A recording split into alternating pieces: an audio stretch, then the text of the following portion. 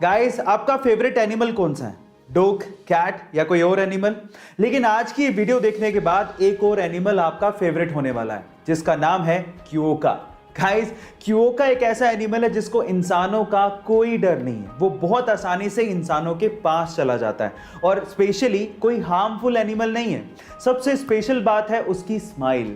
इतनी cute smile I think आपने कभी किसी एनिमल के चेहरे पर नहीं देखी होगी। गाइस, क्योका के चेहरे पर कभी ना खत्म होने वाली एक प्यारी सी स्माइल रहती है, जिसे देखने के बाद आप भी बड़े खुशनुमा हो जाओगे और अच्छा महसूस करने लगोगे। गाइस, क्योका के बारे में जानने के बाद आपको कैसा महसूस हो रहा है चैट सेक्शन में जरूर लिखिएगा और ऐसे अमेजिंग वीडियोस के लिए यूट्यूब पे हमारे चैनल को सब्सक्राइब कर लीजिएगा और अगर आप इंस्टाग्राम पे देख रहे हैं तो मुझे फॉलो करना मत भूलिएगा। मिलते हैं अगली वीडियो में।